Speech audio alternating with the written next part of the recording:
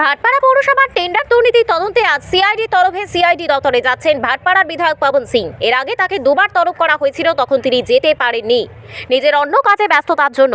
এরপর সিআইডি তৃতীয়বারের জন্য নোটিশ দেওয়ার পর সেই নোটিশে সাড়া দিয়ে আজ তিনি সিআইডি দপ্তরে যাচ্ছেন। যদিও এই কেসে সুপ্রিম কোর্টে স্থগিতাদেশ রয়েছে, তাকে রাজনৈতিকভাবে হেনস্থা করার জন্যই এভাবে বারবার তাকে তলব করা হচ্ছে বলে জানিয়েছেন।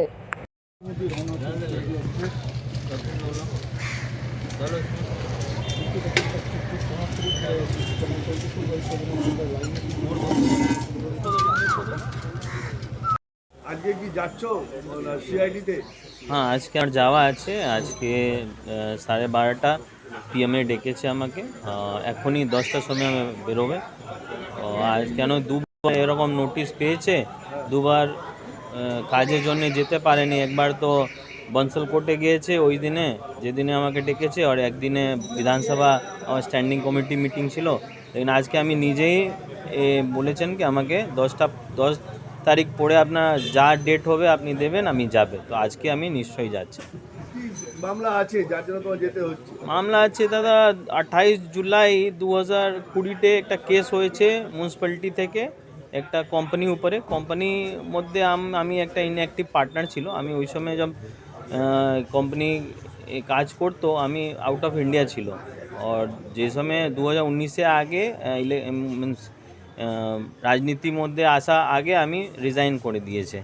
তো ব্যাপার ছিল, কিছু টেন্ডার ছিল, টেন্ডারের জন্যে কাজ পেয়েছে কোম্পানি হাফটা কাজ করে দিয়েছে আর হাফটা বাকি ছিল। তো ওই জন্যে কোম্পানি দুবার লেটারও করেছে মিউনিসিপ্যালিটির মধ্যে কি আমার অন টাইম আমি করতে পারিনি, আপনি একটা এই ভাটপাড়া মিউনিসিপ্যালিটি কোম্পানি একটা লেটার করেছে কি আপনি একটা টাইম এক্সটেন্ড করলে ভালো হবে, আমি আমার কাজকে কমপ্লিট করতে পারবে। তো মিউনিসিপ্যালিটি থেকে কিছু রেসপন্স হয়নি। আর হট করে 28 জুলাই 2020 মধ্যে একটা কেস হয়ে গেছে। ওই এই কেসের জন্য আমার আগেও 2019-এ 2019 না 2020 আগে আমাকে ডিডিও ডেকেছে দুবার এই কেসের ব্যাপারে।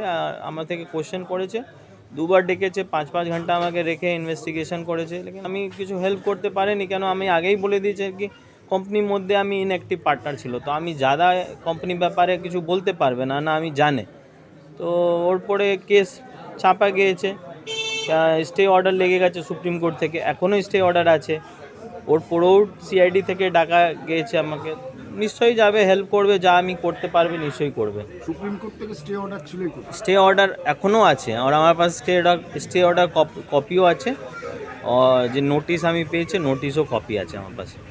তারপরেও কেন ডাকছে, কি কারণে? কোনো রাজনৈতিক যেমন একটা হ্যারাসমেন্ট করার জন্য তো ডাকা আছে। আপনি দেখেছেন কি আমার বাবাওকে দুবার ডেকেছে সিআইডি, ডেকে 3 ঘন্টা 4 ঘন্টা এরকম রেখে আননেসেসারি যে কোয়েশ্চেন হয় না কি আপনি এই টাকা কোথায় থেকে এসেছে, চেয়ারম্যান রিলিফ ফান্ড থেকে।